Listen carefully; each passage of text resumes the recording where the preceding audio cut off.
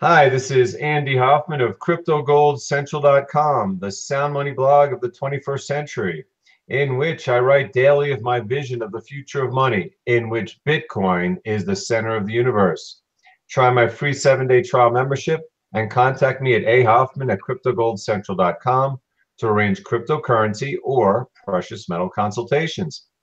Today, it's an understatement to say I am honored to have Simon Dixon with us, given how much knowledge he imparts and how beneficial his efforts have been to the Bitcoin community at large, to the point that unquestionably he is on its Mount Rushmore of luminaries. Simon, like myself, is a former banker in the legacy asset realm who has become one of the cryptocurrency community's most diversified and influential investors. Through his Bank to the Future platform, now correct me if I'm wrong with the numbers, Simon, his companies have invested $200 million in the space and likely will be dramatically increasing this amount in the coming years. So Simon, welcome to 101 and please update that number. All right, thank you very much. Yeah, we're on about 325 million now, I think. Wow. So we're still really actively investing. Yeah, we think there's a lot more to go. We're hoping to get that into the trillions as this industry grows and grows and grows. And I'm assuming that some of that increased capital to invest came from your recent ICO, which I hadn't even had in my notes, but why don't we talk about it since it was such a big deal? We haven't really touched any of the funds from the ICO yet because, we were using that in order to build out our securities token market, which we're still on track to do. But really, there's been quite a lot of M&A activity. It's not all things we can announce at the moment, but there's a lot of M&A going on. Like traditional finance really wants to soak up these companies in order to either eliminate the competition or actually jump on the bandwagon. Most of our deals are saying no because they're so profitable. We've seen, we're not an investor in Binance, unfortunately, but we've seen them become more profitable than Deutsche Bank now. So I'm looking forward to seeing reverse mergers and acquisitions where the crypto companies are actually buying out banks just to support the industry, is what I'm excited about. But we're at the phase right now where banks and financial institutions are trying to soak up as many crypto companies, and some of them, the profits are experiencing so high right now that they're in dividend territory, without having to go to the IPO, and they're looking at, launching on blockchains and securities tokens as opposed to traditional markets. So it's just such an interesting time right now. Right, and I've said from way back in the fall that when people are kind of making fun of ICOs, because yes, let's face it, there's a lot of corruption and fraud that goes on it. But I've thought that the stocks and bonds are the dinosaur, and that ICOs, which will eventually be done the right way, per etiquette and unwritten and written rules, will be the future. And like you said, I looked the other day, you're talking about finance being more profitable than Deutsche Bank, and although Deutsche Bank's got plenty of company-specific problems, I just looked at a chart that I saw today that shows that Binance is now the largest exchange in the world. It blows away even like Bitfinex, and I was like kind of shocked by that. And then you have on the other side, you're talking about like banks trying to buy into the industry, like what is it, Circle, Goldman Sachs' group buying Poloniex. I mean, there's a lot, like you said, a lot of back and forth between which side is going to win and which side is going to invest more. I mean, we're not selling our portfolio, but we're getting approached all the time by people that really want to, buy into these portfolios. The valuations are getting really exciting. We've got a few unicorns that we were investing at a time when the VCs just wouldn't even look at this stuff. It was too risky for them. But now, it's really reaching another level in the crypto industry. And the funny thing is, most of the world still thinks that, when you speak to the normal person on the street outside our little bubble of crypto, while the adoption and numbers and market caps and everything is getting bigger and bigger and bigger, you still speak to the normal person on the street, and there's no doubt about it. They've heard of Bitcoin, they've heard of crypto, they've heard, they might have heard of something else to do with our industry. But still, most people are not engaged in it. They don't know about it yet. They haven't actually made their first transaction. And they all are going to have to over the next decade. They're all going to be involved in some way, whether it's through a company that builds a user interface where they don't even know they're using crypto because of the benefits of that, or whether they're actually getting in at the trenches where they're owning their own private keys and taking self-sovereignty and deciding to own their own money. Most people will start with the good, nice user experience. And then eventually, when they experience what it's like to own your own money and own your own assets and have such freedom, they're going to be investing that time into the additional layers that are needed to actually get to the root of what Bitcoin and crypto actually is, where you get to actually own it without the third party. But we've still got so much more growth to go, because if you still speak to the average person, they've all heard of Bitcoin. Some of them have done something in Bitcoin, but they haven't found the user case that's given them the real need for it. And all of those user cases are going to come in the next decade, in the next decade ahead. So it's still so early. We're still at that really, really early stage, even though it might appear that valuations are large right now, that Bitcoin seems a bit, pricey, whatever, wherever, when you're coming in. We're still so early, and it's so exciting that there's still another decade for people to really jump on board and invest in what I think is going to be we can look at the macro and micro trends. I'm sure you've got some questions prepared. Maybe we'll go for your questions, but I'd love to look at all the micro and macro trends that are happening right now that are going to unfold over the next 10 years or so. Yeah, I mean, from the person on the street standpoint, again, like I'm wearing a Bitcoin shirt now. Well, this is a Satoshi, but the back it has the big B. And, I walk around for 2 days and not a single person will say a thing. I mean, I personally don't know a single person outside of my business world that owns Bitcoin. I think I know one person that when I mentioned that I worked in a Bitcoin business, they even showed a glimmer of interest, like they had heard of it. And again, you're talking about that your portfolio of exchanges, for instance, like you have investments in exchanges like Bitfinex, that the valuations are going up, the Goldman Sachs are getting in, and yet volume is down dramatically from where it was, 3 or 4 months ago at the top. And yet this is the whole behind the scenes thing. The average man on the street has no idea what's going on. They're not interested. A lot of them that had some interest came in right at the end, lost and went out. And yet there's this huge amount of demand that's building up institutionally. And again, while the prices are, quote, down, I mean, the industry is still worth, the market cap is like $500 billion, which is pretty amazing, compared to where it was a year ago. So, and you talk about how early we are. I was just posting on the internet today on my Twitter. I found an article just comparing where we are in cryptocurrency growth to, about where we were in the internet in the mid 90s. And we know what came next. So it's remarkable. And, I have, like you said, I have a whole bunch of questions to ask you. So let's go in order here. First, I want to talk about, just generally speaking, because I haven't spoken to you in a few months, the current state of the crypto markets. They're very schizophrenic. Some people think we're in a bear market, which we're not. Some people think we're in the early stages of a bull market, as I do. And some people think we're about to hit the FOMO stage. I wanted to ask you, in this double dog years pace of cryptocurrency changes, how you view where we are right now. I mean, do we need to consolidate more? Are there more issues? Are there major issues that you think need to be ironed out? Or do you think that it was really just a blow off top, an overreaction to the other side, and now this growth you're talking about is going to reassert itself? Oh, there's no doubt in my mind that the industry is going to, we're still significantly undervalued compared to where the industry is actually going. I think you said the word right. It's a consolidation phase. We had explosive growth. In that explosive growth phase, it brought a lot of new speculators to the market. Those speculators, if they got burned or didn't get burned, depending on whether they understood the economics of this industry, might have just been in for a short-term quick buck. Those that are continuing to hold, I'm pretty sure will be made good, and a whole lot more. And those that are decided to sell and were trying to catch the trends of, and ended up accidentally buying at the high and selling at the low.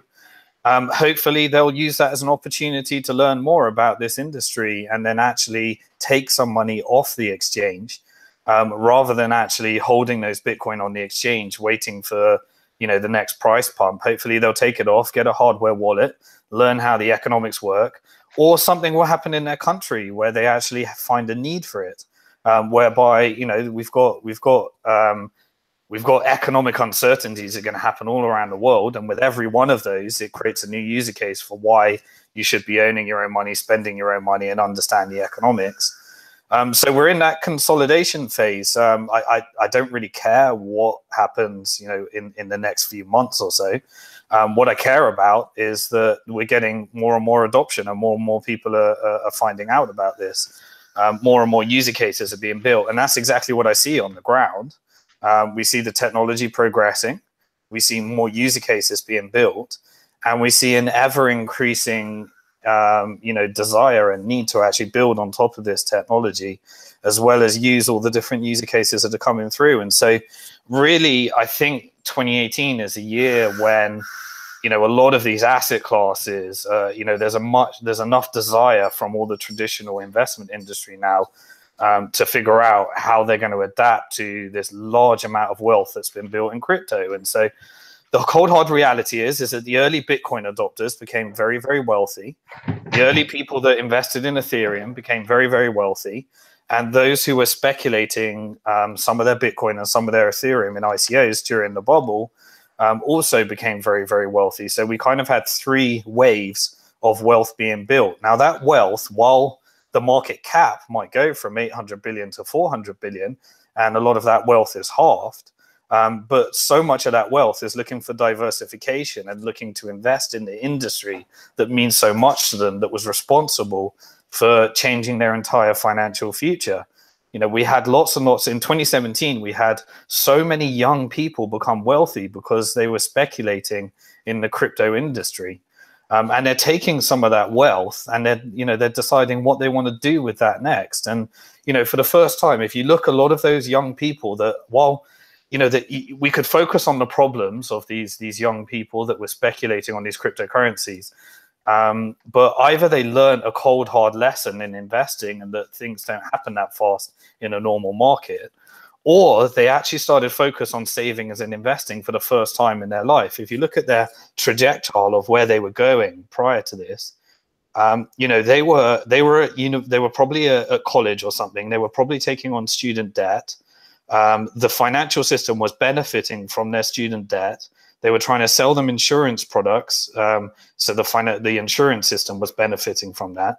They were then looking at them getting a good job so that they could then feel a bit wealthier so that they could get a mortgage. And then the financial system was benefiting from selling them that mortgage through the fractional reserve. And then they were destined to be in debt for the rest of their life. And then maybe some financial advisor might come along and sell them some stocks and bonds and give them a mutual fund where the fund management system made a whole load of money out of them getting just above inflation and just about surviving. And eventually they might have had a pension that just about allowed them to survive if they didn't end up in debt. That was their path. That was their future. Now, some of these young people decided to start looking at some of these cryptocurrencies, and they actually, you know, started thinking about savings and investing for the very first time. Now, some of them might got it burnt because they put their money in the wrong thing, but the reality is that they're now thinking about saving, investing. It changed their path. They now have reserves that they're looking at trying to allocate somewhere in the crypto space. And a lot of people are looking to actually keep it in crypto. We saw that with the growth of Tether. You know, the reason that Tether has grown and grown and grown is because people didn't want to convert it back to fiat. They wanted to keep it in crypto. So even with all the problems that were happening that people were discussing with Tether, it just grew and grew and grew because people wanted to keep it in crypto because they don't want to create a taxable event. They want to keep it in crypto. You know, and they're looking at how to do that. Now, that has created a completely new class, a completely new generation that has a lot of capital, that they're now the future venture capitalists. They're the ones that are investing in the future IPOs that are done in the crypto industry. They're the people that are looking at supporting this industry, and it's created a self-funding mechanism whereby all of the development that we need to create, all of the technological innovation that we need to scale, all of the governance improvements we need to improve this industry, all of the privacy improvements that we need, we no longer need to hustle for money because the industry will fund it. And it's all staying within crypto. and the market cap's gradually going up and up and up as this new innovation comes along. But obviously, when it gets up too quickly, it needs to correct and teach people that things don't go up forever. And that's kind of where we are right now. But the innovation hasn't changed. More people have heard of it. And with every speculative bubble, we do get pockets of different, different adoption that comes out of it. But a few people get hurt along the way. But that's just the nature of taking risk. Right. Well, you talk about the use cases. I was just perusing the internet today and wound up writing an article about it, because the fact remains that when I look at Bitcoin, I realize that all the categorizations of monies, previous monies, whether they're gold or fiat currencies or anything else, Bitcoin does better. And if it in some cases it already does it better, such as divisibility, for instance. But when you look at the whole list of scarcity, of course, and fungibility, and it'll ultimately be universally accepted. It's unconfiscatable, store of value, all that stuff. Bitcoin will do this better than anything ever has. Heck, some of the other cryptocurrencies might do it better than what has been done in the past. And I'm just looking to say at some of these headlines. You got the Bank of England, the pound plunges because they keep rates close to zero. Australia, they declare that you can't spend more than $10,000 in cash. In Iran, Trump is going after them with sanctions, making it more difficult for them to move capital around. And then, of course, you have Israel bombing Syria because there's Iranians there, so you have the potential for war. All these are use cases that are traditionally other forms of money have had, except Bitcoin is going to do better. And then, the other thing you mentioned, of course, is that this is the digital age, and it's thus the millennials and the Gen Zs who are leading it. And the millennials and the Gen Zs have been damaged dramatically by the previous systems. They couldn't care less about precious metals, which have been marginalized long ago, and they don't like fiat currency. So whatever they inherit, they're going to be putting into crypto. Just like you're saying, anything that they have now, they put into the crypto exchanges and they keep them there. And hopefully, if they're smart, they take them off the exchanges and hold their private keys. So next, I want to speak of some specific issues, starting with the ICO market that you work with as much as anyone on the planet. One sign of whether crypto is recovered, or stagnant is the growth of ICO financing. And given the huge turnout expected at the Consensus conference next week in New York, my guess is it's still reasonably strong. So tell us, how does the level of ICO financing demand you are experiencing at Bank to the Future compare to the market peaks and troughs of the past year? So at Bank to the Future, in 2017, everything was about, the utility token, and people were coming up with, rocking out a white paper and raising obscene amounts of money for anything. And in 2018, we're seeing a bit of a consolidation on that. The things that really are coming to be is you've got utility tokens, you've got security tokens, and you still got traditional equity. When we launch an equity deal, we still get really, really good sums for that, but only if they're going to be putting it into some kind of tokenized security in the future. So what we're seeing at Bank to the Future is people don't necessarily want the equity on its own. They want the equity with the belief that it's still going to be turned into some tradable crypto security in the future. In terms of the utility market, all that we're seeing, and it might seem really like gloomy and doomly if you're sat in the US right now, but we're seeing a movement away from Silicon Valley and a movement away from Wall Street. That's exactly what I see right now.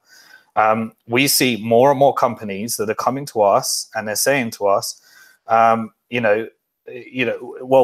trying to raise finance outside of the US. They're trying to figure out how to get away from Silicon Valley because they took on some of that VC funding and now they want to access some ICO funding. Now, what the VCs are doing in Silicon Valley is they're trying to control that industry. They're trying to hold that industry.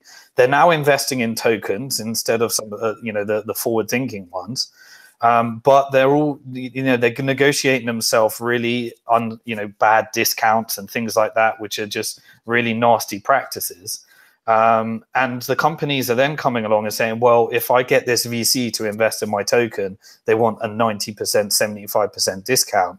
But then if I leave Silicon Valley and start raising finance on the international markets and cut the US out, I can still raise that in a much fairer way without some of the challenges that we're seeing, you know, when we're approaching some of the traditional investors. And rather than taking 9 months, it's taking a lot sooner. It's happening a lot sooner. So what I see with this entire movement here and the macro trend, and while there's lots of problems in the micro level when you really dig deep into that, and you know that's been really well covered with the problems with ICOs on the World Crypto Network and some of your shows. But what I see as the bigger picture here is Bitcoin came along and challenged the dollar. And I see Bitcoin as this force that, while you know you were talking about is really good at a currency in every level, one thing it's not so good at is a unit of account. And that's because when people are thinking in terms of dollars, you know, the wild volatility with the cryptocurrency, because it's kind of become a store of value in many senses, makes it a bad unit of account. People don't think in 8 decimal places. People don't think, you know, in this kind of way, and also they still think in their local currency, so it becomes quite volatility. But Bitcoin's come along and said, you know, while we might, you know, as a British person, please don't think this is anti-American, because, you know, as a British person, we've had the fall of the British Empire, which was replaced by the American Empire. But Bitcoin's come along and saying, maybe this is the last era of the empires. Maybe this is the last, maybe in the future, the currency that's the reserve of all these assets and all this stuff is actually going to be something that has no political agenda at all, no connection to any country. You know, how did the US dollar become such a powerful currency? Well, this is probably your subject, Andy, but gold was priced in dollars, oil was priced in dollars. Silicon Valley said, if you want to come and raise finance for hardware and later software, then come to the, you know, California. Wall Street said, if you want to scale your company and go public, you've got to do it with the US dollar, and you've got to do it on Wall Street. So the US dollar becomes the most important currency in the world. And then all of a sudden, all people have now have a choice with Bitcoin. So Bitcoin's challenging that system. Then that funded Ethereum. Ethereum comes along and says, well, you know, now all assets are kind of being built on top of Ethereum. It's becoming, you know, this smart contract thing that they thought they were building is turning into something that's just digitizing and tokenizing all assets. And now that's traded against Bitcoin. So, you know, Ethereum derives its value traded against Bitcoin. A lot of these assets derive their value traded against Ethereum. And suddenly you have every asset class, I think, in the next 10 years being traded against these cryptocurrencies rather than the dollar. You'll have gold traded against these cryptocurrencies rather than the dollar. You'll have the smartest and fastest way to raise finance is not to go to Silicon Valley, it's to get away from Silicon Valley and go somewhere, a geography that's more currency agnostic, and you can raise it using the liquidity of Bitcoin, Ethereum, and other cryptos. You've got, you know, the securities tokens that are now being built, where everyone's going to go, well, why would I want to go to Silicon? Why would I want to go to Wall Street when, you know, I could launch a token? It could be global, it could be international, it can be traded in line with international financial regulations. That can be coded into the contract. And we can take a lot of these compliance functions and put them into the contract. That's what we've been working on a lot more. So the end result that you see is you see, you know, less power. Rather than going to Silicon Valley, you can raise it in the international markets. Rather than going to Wall Street, you can do this traded against crypto. Rather than relying upon the dollar to price and, you know, be that the world reserve currency for all these different asset classes and cryptocurrencies, you can have a non-country dependent geographical currency, you know, a non-country dependent one like Bitcoin being the reserve for all of this. So the trend that I see with ICOs is really the tokenization and the removal of the dollar as the reserve currency that everyone prices these things in, and the ability to trade them globally on an international scales, with taking a lot of the compliance functions and baking them into the contract, making each country less relevant in the future of many of these different things. And so to me, it keeps governments more honest, it keeps currencies more honest, and it allows the reserve to actually kind of return to, I guess, what the goal of the gold standard was. It was taking an asset class that has no geographical political focus, that is global and people understand around the world, and making that the reserve, so that politics that can control a currency can't interfere in international affairs and exercise unnecessary control and unnecessary jurisdiction, all through currency controls, and trying to control that. And then you've got things like, stable coins, which are now saying the dollar no longer has a monopoly on the creation of the dollar. Someone can come along, whether it be a central bank, whether it be a private company, whether it be a non-US bank or whatever, that can come along and say, well, maybe we don't need the dollar. Maybe we can just create a stable, a version of the dollar which is pegged, a crypto that's pegged to the dollar. And while that might introduce counterparty risk, but now you can choose which counterparty do you trust more. Do you trust the Federal Reserve and their monetary policy in controlling the underlying dollar? Or do you trust Bitfinex, a centralized company, and Tether? And people might say no, people might say yes. Or do you trust a bank that comes along and creates their own version of a stable, a stable crypto backed by the dollar? Or do you trust an international government that's got nothing to do with the US? But here's the funny thing. Today, we have people creating versions of the US dollar that act like the US dollar, that can be sent a lot further, and the Federal Reserve and America are not involved in that process. That creates ultra competition for governments, countries, companies, and everything that we're seeing around there. And that's why this is such an important thing. That's the bigger picture that comes from this. And while the mechanism for getting there, it might have started with Bitcoin, and then it might have gone to, like, you're focusing on these pump and dump ICO schemes. The end result of what's going to come from this is something that's going to change your financial system, and that's going to impact everyone's life and on the individual micro level eventually.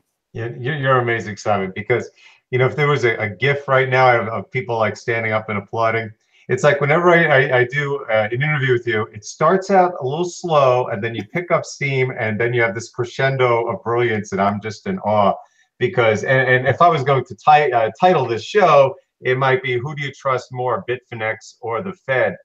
Because you have a good point. I mean, at some point, if you have strong parties in the system which are not incentivized by like government decrees and politics, I mean, I certainly don't trust the Fed. Do I trust Bitfinex more than the Fed? Do I trust a future Bitfinex, which will be even stronger and more, and with more controls inside of it? I probably would. But all some of the things you mentioned here, absolutely. Bitcoin, we're talking about it creating, something similar to the gold standard. The only difference being that the gold standard was controlled by governments, which could control the gold and control the standard. In this case, the world, the 99%, will be imposing the Bitcoin standard on the governments that in the past were imposing the gold standard, fraudulently so, on the people. And again, it's so archaic. The way the dollar became so powerful was because of war. I mean, World War I and II, Europe destroyed itself. The U.S. was over here on its own island and became powerful, just like the pound became so powerful because of the British military power, and before that, the Spanish. And you can go back throughout history. It was not a result of grassroots or the people having any power, just a matter of who had the most guns. And the way I look at Bitcoin, I call it the great obsoleter. It's going to obsolete government monetary standards. It's obsoleting stocks and bonds and even VCs, because everyone in the beginning was saying, well, it's going to be a whole venture capital thing. They're going to take over the crypto space. But as you're saying, because with the advent of ICO financing, people are looking at the VCs and going, you're just a bunch of usurers. We don't need you anymore. And that's why I believe, as you said early in this podcast, that it will be the cryptos that are buying out the banks rather than the banks buying out the cryptos. It's just a matter isn't that exciting that for the first time we've got this currency that, for years has been working on becoming so anti-fragile, whereby no one can really take it down because of the stage it's got right now. And it has no connection to military. It has no connection to guns. It has no connection to any, political agenda, and no connection to any empire. I mean, we might sound semi-religious because Bitcoin is such a thing that captures the imagination of the people that believe in it. And yeah, I mean, sometimes we do become a bit religious when discussing Bitcoin, but it's because it is just that. It's the first time we've had this thing. It's kind of the promise of gold, but without the physical locations whereby you can exercise control over that gold simply through the fact that it's this heavy, clunky thing that you have to store somewhere. And when it's stored in the Federal Reserve, or whether it's stored in the Bank of England or Fort Knox or wherever it was meant to be stored, you don't have that. You don't have the blockchain. You don't have that thing that makes it hyper auditable by so many people. And that is such an exciting thing to see grow into where we actually are today. Yeah, I mean, it certainly is religion. Look, I was never a quote gold bug per se, because I never believed a gold standard, even in all my years of proselytizing how valuable it was as a store of value. I never believed that in this corrupted government world where gold standards have been destroyed just as easily as fiat standards, that we'd ever get there. But there was a religious aspect to it, and that you believed in this world of fiat currency that it would be stable and that it could save humanity. But the fact is, it really there was just no other choice out there. Gold is a very poor choice. It's just, compared to Bitcoin, but compared to what we had, I guess it was better. And of course, gold is the money of gentlemen. It's not like the 99% were ever able to participate in the gold market. That was only for the rich people, whereas Bitcoin, you can own Satoshis. Everyone can own a piece of it. And if it is a part of a monetary standard, everyone will need to own it. So you'll actually have a deflationary currency at a time where people want it and supply is going down. So let's move next into the issue of the SEC's upcoming Ethereum decision, which apparently the market doesn't seem terribly worried about. In your view, what would the ramifications be if the SEC decrees Ethereum to be a security relative to if they do not, in terms of the potential for future altcoin formation and financing, and of course, market prices? It does two things. It creates a market in the US for cronies, for traditional investment banks to come along and say, okay, time for us grown-up people to take over this crypto market. It also creates an opportunity for decentralized exchanges and decentralized innovation to go to the next level as a result of restricting people from this thing that people have grown to know and love over the years. It also it creates, again, it further perpetuates the reason for why people actually want to leave the US in order to start playing in the international markets. And all the smaller islands come along and say, well, let's create, this is our opportunity to take all of the money out of Wall Street and all of the money out of Silicon Valley, because we're going to support this thing. But the implications of it essentially is it removes, in terms of the US, the distinction between the utility token, the blockchain, and the security token. But I think we've come really far. I think what the end distinction will probably be is that if there is a funding mechanism to launching a blockchain, if you use it as a mechanism for raising finance, then they're probably in the future, in the US certainly, and maybe overseas, it depends where this goes next, they will call it a security. But if you launch something kind of in the way that Bitcoin was launched, or the way Zcash was slightly different, they did a hybrid model where they launched it like Bitcoin. There was no pre-mine, but then they found a way of the company getting access to some of the mining rewards, therefore it becomes connected. And then you've got on the other extreme, the tokens, which are essentially mechanisms for raising finance using Ethereum, because there's no point doing, your own blockchain and whatever the future blockchains come from that. But I would say that Ethereum was originally a security. There's no doubt that it was launched. It was launched in a way where the Ethereum Foundation could raise money, and it used that, and it sold these things. But Ethereum has become more and more decentralized over time, not as decentralized as Bitcoin, because that's just a completely different thing. And it was launched by people that are known. But it's become more and more decentralized over time. And now I really don't think how it was founded has any significance in the utility of what it's actually become. But really, if this, I think it was labeled as fake news anyway. I think Bloomberg covered it, and they weren't necessarily meeting to discuss this. But even if they were or not, I don't think Ethereum is really in any way, shape, or form a security right now, just as Bitcoin's not a security. Tokens that are launched on top of Ethereum, in most cases, if there's a funding element to it, there's definitely an argument that it is a security. And so a lot of this stuff, this funding stuff, is not going away. It's just going to be done in line with securities laws. And that's the next wave that's coming through, the securities token. But, really, if they try to claim that Ethereum is a security, then it's just their mechanism for trying to gain more control over this so that future people don't do it. But the end result is that the innovation goes off seas. The decentralization movement gets forwarded more and more and more. That's really about it, I think. Yeah, it's funny actually if you say that as fake news. I mean, it really was reported everywhere. I mean, I was waiting for quote news from it, but I really didn't see anything. So maybe it never even happened. I wouldn't be surprised. But the fact is, as you say, look, I have a lot of criticisms of Ethereum, and again, I'm not a tech person.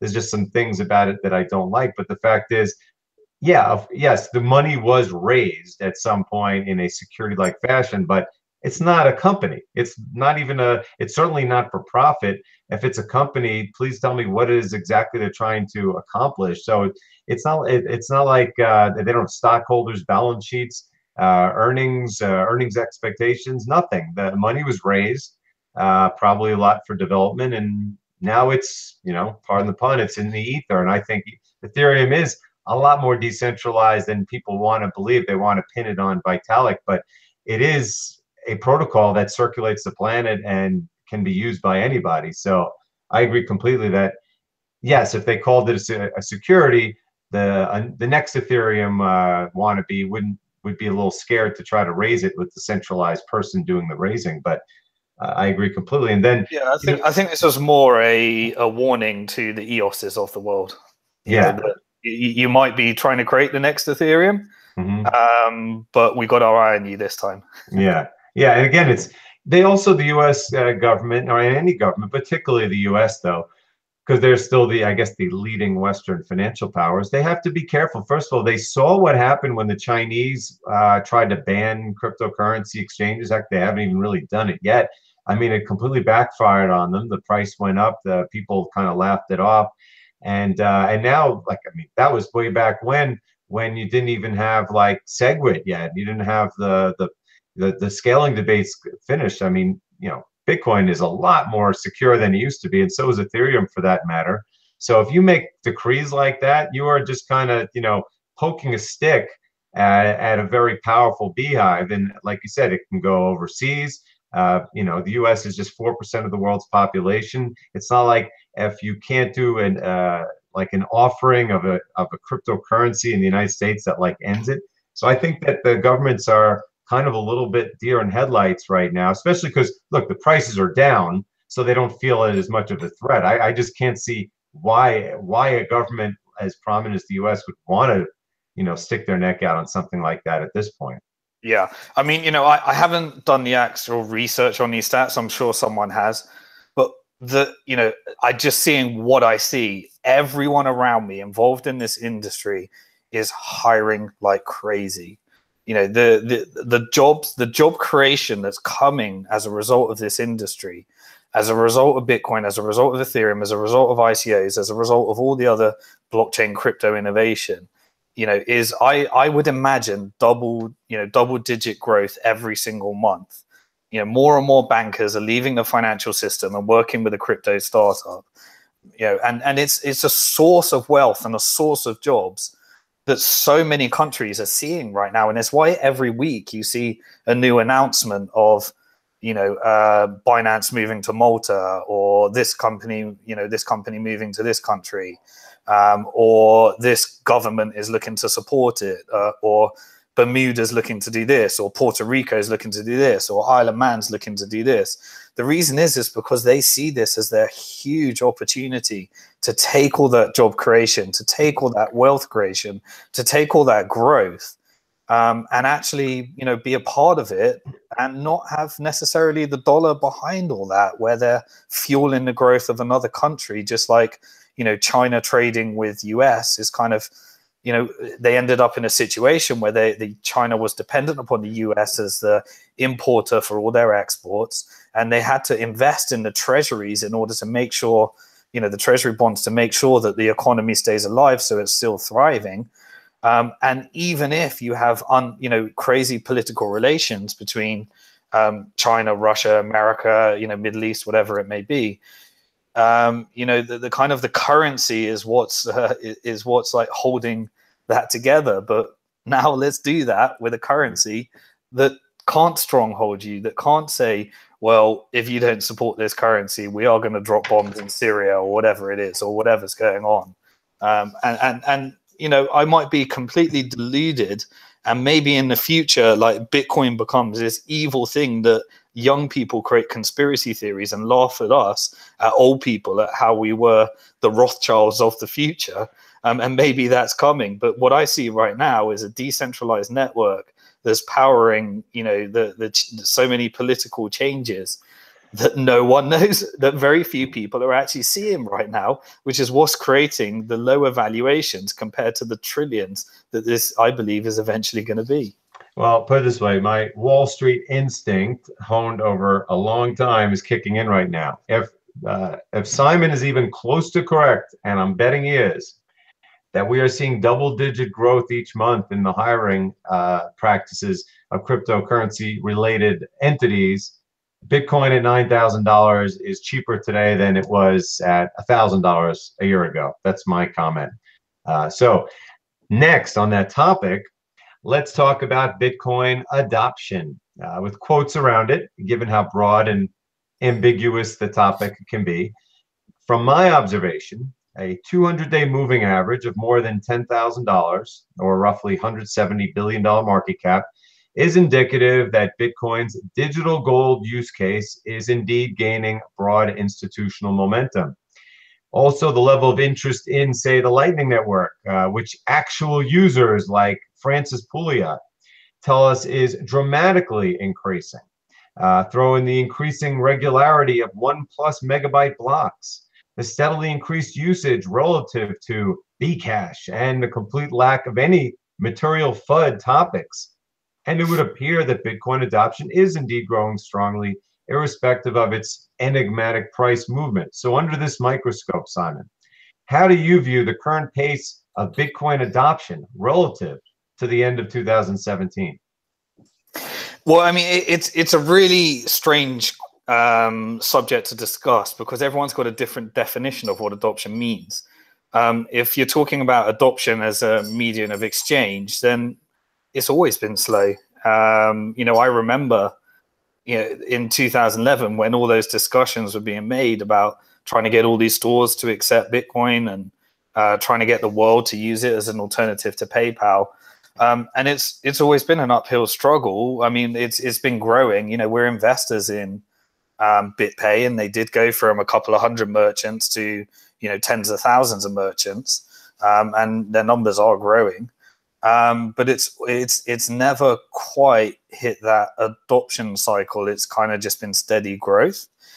In terms of store of value, it's definitely been exponential growth. I think more and more people are looking at it as an asset class. There's several barriers that need to be solved in order to bring in the institutional money, mainly the custodial piece. Because as stupid as it sounds, when you understand Bitcoin, you tend to go through giving it to someone else to look after for you, and then learning after a couple of years that actually the real power in this is looking after it yourself. But that has some kind of technical barriers and challenges of people doing things in ways that they're not used to, and they need to take personal responsibility for their security. And that's a hard thing for people to gradually transition to. But they do transition in the end. But at the moment, the institutional money wants the custodial piece. They want a trusted third party to store people's Bitcoins. Coinbase wants it. BitGo wants it. They're all kind of trying to plug into the traditional system where they're saying, well, we know how to secure Bitcoin. We know that it's cold storage, offline, multi-signature wallets, dug into the ground of certain locations, diversified all around the world. People know how to do that. but then they're kind of trying to plug it into a regulatory model. And so they're kind of buying up a lot of these regulated financial institutions right now. And it's really quite funny what we've been seeing anyway. It's, they know how to do the safe custody of people's Bitcoins, but then they've got to try and plug it into the regulatory model. So what they're doing is they're saying like Ethereum is the custodial, and therefore a traditional broker needs to print off a version of the Ethereum blockchain and put it in the filing cabinet so that they can say that they're storing a record of it, so that the SEC and the regulators can all feel that everything's being done in the traditional way that they're used to. Explain this to me, Simon, because we talk about the custodial part being a detriment or a hurdle for the institutionals. But I look at this GBTC, which we just found out recently. They were doing the Bcash split, and so they revealed how much they had, and it was hundreds of thousands of Bitcoin. And GBTC is like, it's a stock that's been trading for several years. Why, if they can do it, why is it such a big issue for institutions in general? Well, it's just mainly, they can do that, and GBTC has been doing it, but when you want to do it as, like the ETFs and the way that other people are more comfortable in terms of more pension money rather than individual high net worth money, then the regulators need to sign off on how this is actually done. And the problem with the applications up until now was that, the person setting the price through the exchange, the custodian, the person selling the product, the person looking after the product, were all the same person in the ETF application. Like the Winkle, yeah, exactly like that. In order to fit in with a more responsible model, they're looking at their existing understanding of the world and saying, which party do we trust to do that? Which party do we trust to do that? And which party do we trust to do that? Now, we've kind of got this love-hate relationship right now where, large quantities and large wealth can come into this industry if the regulators can decide which party they trust to do that, and that. Even though we know that that's the most stupid way and the ridiculous way to actually store this asset, because the true power is in owning it yourself and trading it in a decentralized way, hardware wallet to hardware wallet. But we kind of got to go through that process. And regulators have got to be comfortable with it until you can see this vast amount of institutions that are all looking for an uncorrelated asset class, and that all need to take a percentage of their portfolio and stick it in something that's less correlated. And then they just need to do it in a way that they're more comfortable with. GBTC is doing it in an exempt from regulations way. Now, a lot of the money needs to do it not in an exempt from regulations way, but in a way where it actually is still regulated. And then you get the retail money. There's kind of two models in financial markets. You either do it as a fully regulated way, or you play in the exempt from regulations way. And there's a lot less money in the exempt from regulations than there might be in the fully regulated way. And so we're just waiting for the fully regulated way to come online. And then all these institutions can learn that actually the best way to do this was actually to learn how to store it myself, or some kind of real easy solutions come along where you can store it yourself, but you can still have some of the properties. And these are hard problems to solve, but they'll be solved this year. There's a lot of people trying to solve that. Right. Well, for institutions, it's always other people's money, so they're going to be less interested in holding private keys and just owning it in general. If they own it through, let's say, an ETF, then they'll hire like 10 analysts to learn everything there is to learn about it, as opposed to now where it's like, yeah, we think we should own this. We hear it's a good thing, but then once they do actually have a means to own a sizable position, they will in a hurry become experts at it. And yes, look, the GBTC is more the equivalent of a closed-end fund. There's a lot less money moving around, whereas an ETF, you have coming in, coming out. But let's face it, when the demand is there, look, we got enough demand at the end of the year to get futures. Eventually, the Wall Street firms will lobby hard enough to get ETFs when the demand is there. And look, if they can make a gold ETF, which to me, after all these years of being in it, I still don't understand how complex and opaque it is of who owns what, and who's auditing what. They'll figure it out. But yeah, right now that mechanism is not there. But as you said, I expect that this year could be a time where a lot of that goes into play. Just look at how much occurred at the end of last year in creating futures when no one thought there'd be futures. So look, in the context, next question, I don't want to be non sequitur, in the context of recovering, but far from frothy cryptocurrency markets, and what appears to be the end of the recent legacy market financial turmoil, it would seem that governments are currently seeing limited interest in initiating significant crypto regulations, aside from this SEC thing on Ethereum, which may or may not exist. In your view, have governments started to become resigned to the fact that cryptocurrency is not only here to stay, but for the most part unregulatable, or are they simply ignoring it until they consider it a threat? Yeah, I think most people, it's really hard to generalize because you've got so many different governments working on so many different things. I think, governments think in terms of tax collection and revenues, growth. And so a lot of the government, a lot of governments are seeing this as their opportunity for growth, job creation, wealth creation, and further taxing. And so Japan's kind of taken the approach of, look, let's regulate this industry. Bitcoin is unregulatable. They know that.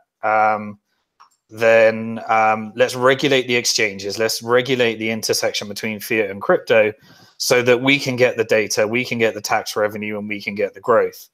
China's taking the approach of, okay, let's get rid of it. It's too much of a threat to our capital controls, but they kind of did it the wrong way. And so I'm sure they'll come back. I mean, if they I don't want to give any tips or anything, but when you're mining, you're taking renminbi, investing it in machinery and getting Bitcoins out. And when Bitcoins get out, they don't go to exchanges, they stay in crypto. And where those are going to go, if they go in exchanges, they're going to go into a Japanese exchange, a Singapore exchange, and a Hong Kong exchange. So, they kind of allowed that to be, they took out the exchanges where they could have got all the KYC data, all the tax data, and all the tax collection that they actually wanted by actually embracing the industry and doing something a bit similar to Japan. Then you've got countries like, little islands around the world, like Isle of Man. They're saying it as, well, the Bank of England has kind of got a lot of power over us because we share the same currency. But what if we can start looking at other experiments? What if we could create a GB-backed stable coin? What if we could harness the true power of Bitcoin, where people could actually, and they understand the whole decentralized element to it. And then you've got countries like Malta, which are coming along and saying, hey, we'll create an environment for all of you to come here. Please, all the exchanges. I think they were getting 50 applications a month after Binance announced that they're moving over there from all the exchanges that used to be in China and located all around the world. So there's lots of different approaches. We're kind of seeing a bit of everything, and they're all competing with each other for the growth, the jobs. And it's just a healthy, interesting environment where I think in the end of this, David does beat Goliath. And I think that the crypto in the end is David's story, not Goliath's story. I do think Goliath, I do think Goliath might come along and say, well, let's acquire all these companies, let's control all this, let's try and regulate all this stuff. But I think it's going to bite them in the arse and make David win. And so I think that's really the end result of this, and the thing that I'm really most excited about. And Goliath can still play. Japan's still a big economy. US is still a very important economy in the world, but they can exercise less brute force on the macroeconomics of the entire world, and that's what I look forward to seeing.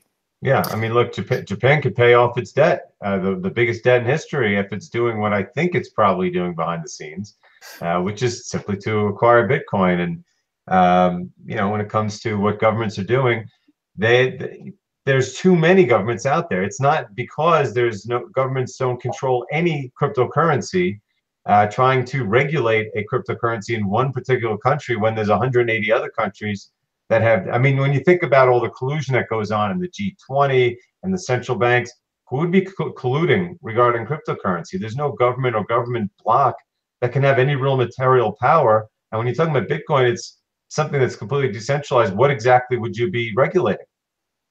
Yeah. Andy, I reckon really the underpinning of this whole conversation and everything we're actually talking about really is, can Bitcoin scale? Can the crypto industry scale to meet all the demand that me and you inevitably know? So maybe the final question, maybe we should have a general discussion on the state of scaling. You talked about Lightning Network and Bitcoin Cash. I think we kind of skated over that. Do you want to do that as the final topic? Sure, and I'll just add one more thing to the adoption. Again, it was way back when, 5 years ago, let's say, people were thinking, well, Bitcoin is going to be, every merchant in the world is going to want to use it. The problem is that it became digital gold. That became the primary use case, to the point where why would anyone want to spend it at merchants? It won't be until Bitcoin becomes so valuable that people think it's okay to start spending it, then and only then will it become adopted from a retail standpoint. So to your introduction of what the final topic will be, let's talk about scaling. Tell me what you see on the horizon in 2018, given how strongly it started on that front.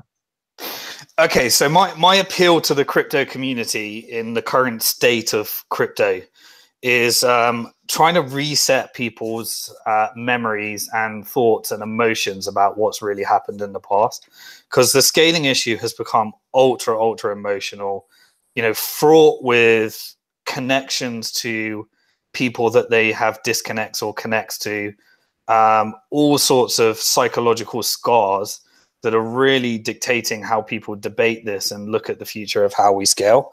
If anyone's bored, I did a video at the Anarchapulco conference where I discussed, I think if you look up on YouTube, Stop Bitching Time About Scaling or something like that, Simon Dixon, it should come up, Anarchapulco or something like that.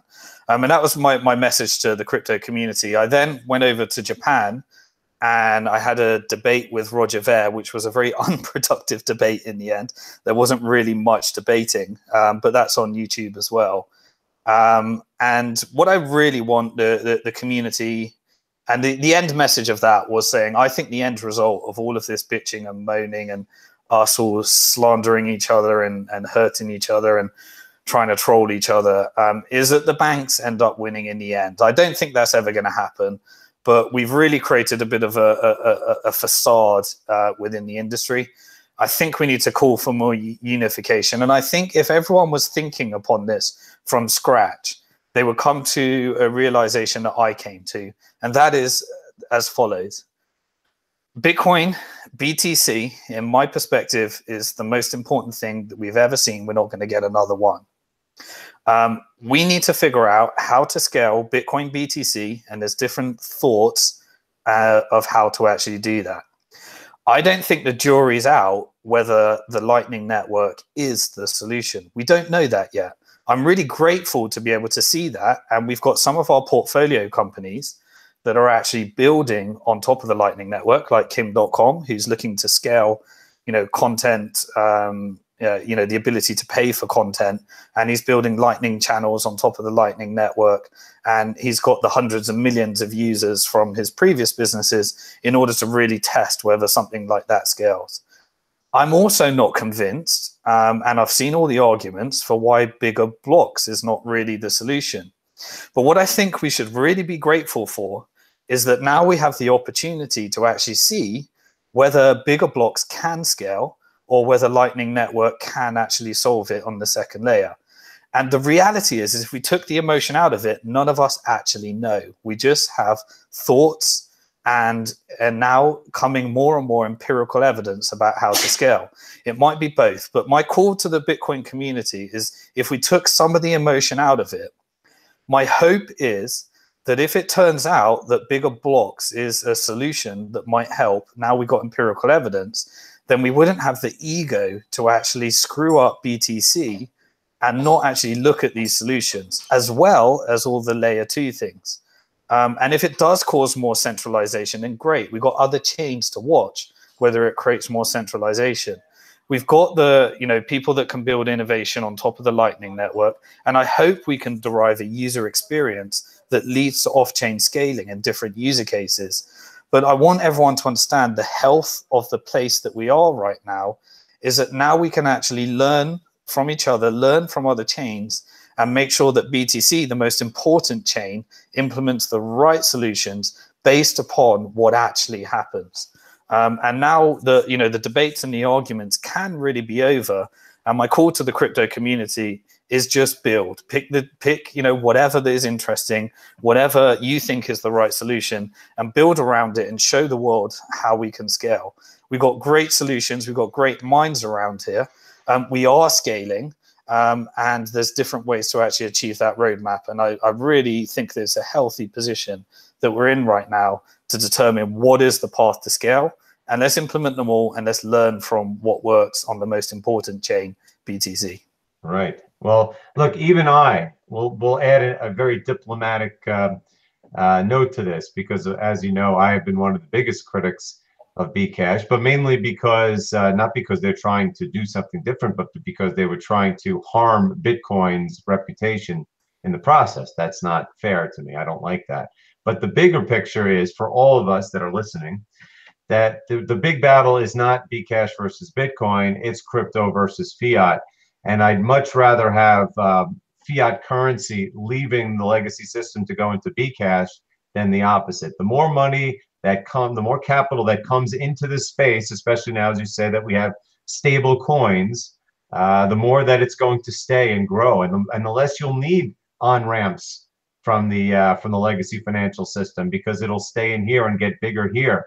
And in time, people can choose why they want to own Bcash, whether it's because they think it'll take over Bitcoin, or it's for speculation, or whatever. It doesn't matter. The fact is, the more money that comes in here, the more investment that we're going to have in these scaling solutions, and the more people around the world are going to want to participate. And again, I can't emphasize enough, only a guy like Simon Dixon can end on such a positive note on such a negative topic, because it really is cryptocurrency that's changing the world. And of course, while Bitcoin is the leader, it's an entire new paradigm, an entire new sector that's a lot bigger than Bitcoin alone. So with that, we'll conclude today's podcast, featuring one of the most knowledgeable and successful entrepreneurs in the space, Simon Dixon, who can be found on Twitter at Simon Dixon Twit with 2 T's, and his website, BnkToTheFuture.com. That does not have an A for some reason. As for me, please check out the free 7-day trial subscription at CryptoGoldCentral.com, or contact me about cryptocurrency related consulting sessions. Thanks very, very much, and have a great crypto day. Thank you. Awesome. You even made me say something nice about Bcash.